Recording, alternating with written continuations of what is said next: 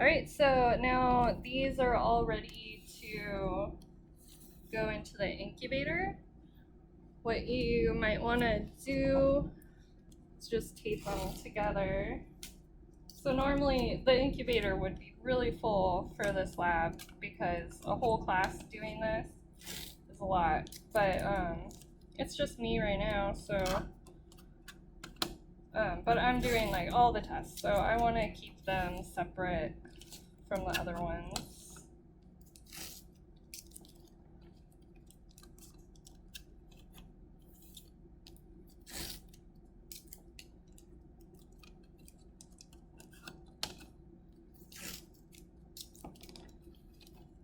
So we will take these over to the incubator.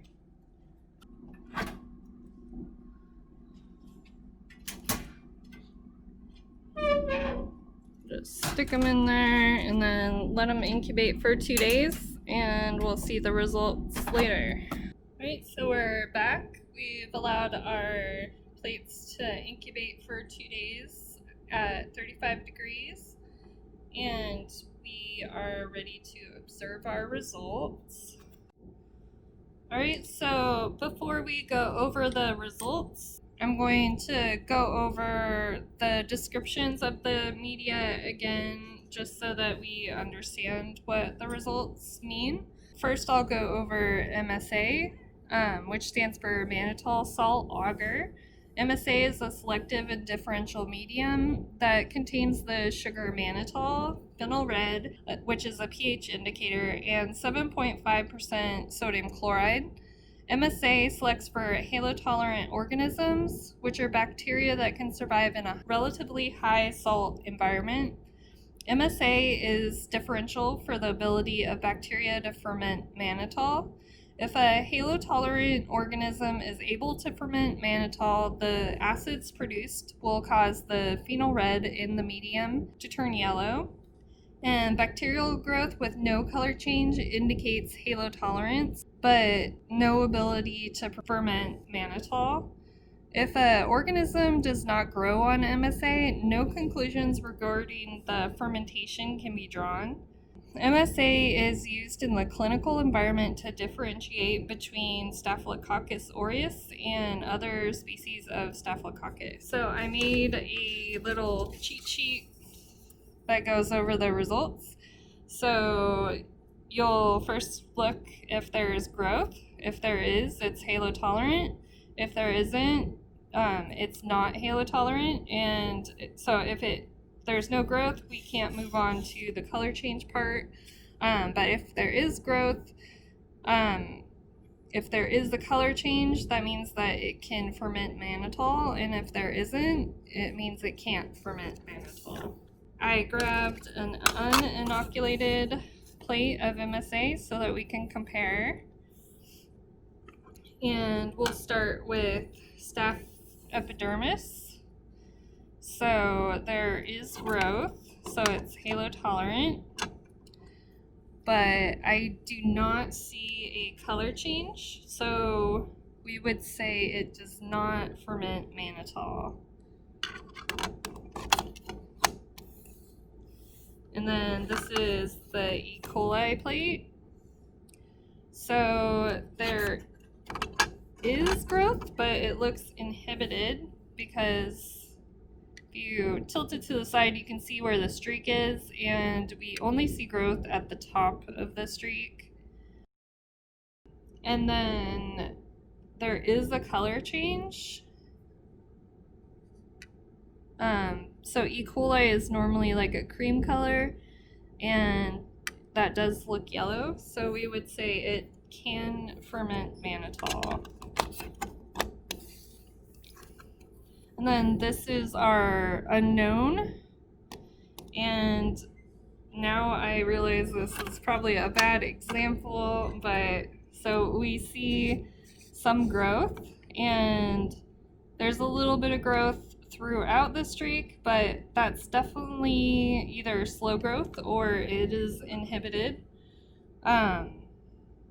So it might be halotolerant to a degree, and I cannot say that this has a color change, even though it's yellow. The normal color for this culture is yellow, so it would be hard to draw that conclusion that it can ferment mannitol. So I just wanted to clarify because I was interpreting the results of MSA incorrectly. I will show some examples of positive results for growth on MSA, and as well as what it looks like for a positive result for the color change. It's not in reference to the color of the culture, it's in reference to, you'll see a color change in the media where there's like a halo of yellow where the bacteria is growing.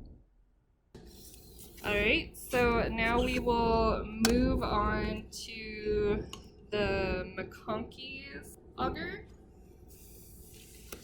So Mcconkey's auger, which for short is MAC, is a selective and differential medium that contains the sugar lactose, neutral red, which is a pH indicator, bile salts, and crystal violet.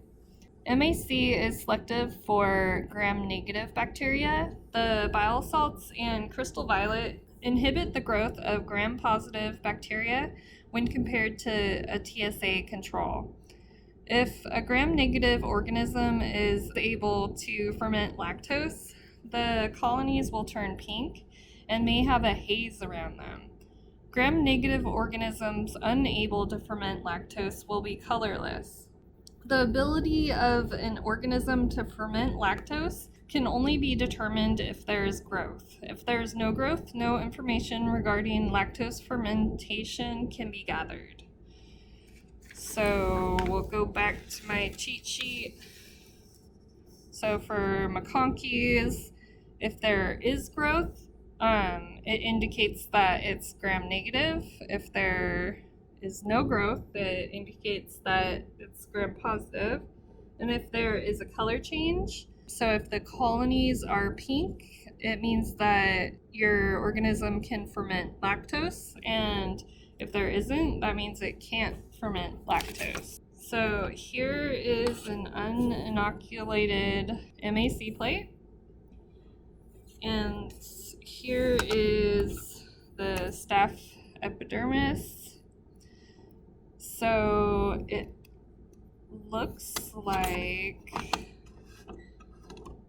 the growth is inhibited because it's only growing at the top of the streak.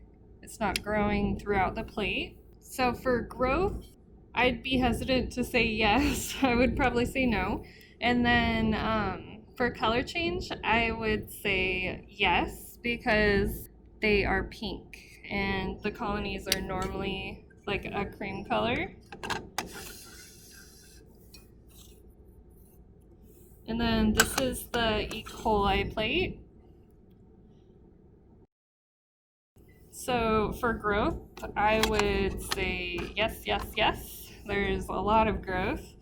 And then for color change, I would also say yes, because the colonies are pink and they're normally like a cream color. And then you see that pink haze around in the media, and we did not see that in the Staph Epi. All right, and so here is our unknown number 9. So I would say there's not growth, which would indicate that this is gram positive. And then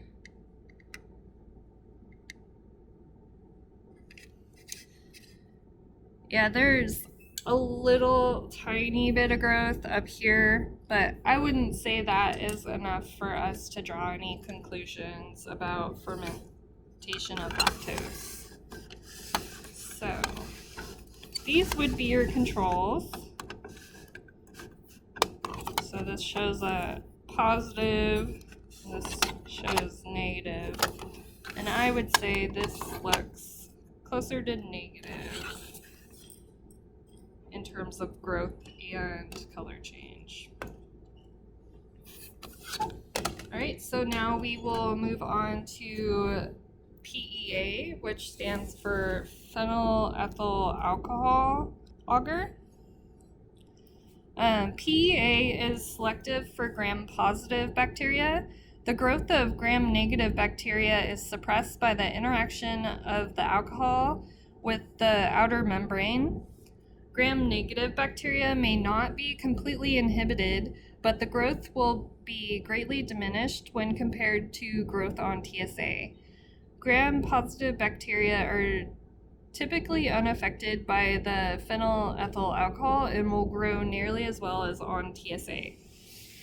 Alright, so this one would be selective, not differential, because we are only looking at growth. We're not looking at a color change. So if there is growth, we can conclude that our culture is gram-positive, and if there isn't growth, we would conclude that our culture is gram-negative. So this is an uninoculated PEA plate. And this is our Staph Epi, and there is growth. So we would say that this is gram-positive. And then this is our E. coli, and there is growth. And I'm not even sure if I would say that's inhibited, but this is supposed to be negative. So I'm not quite sure why we got this result. And then this is our unknown, and we got lots of growth. So I would say that this one is gram-positive.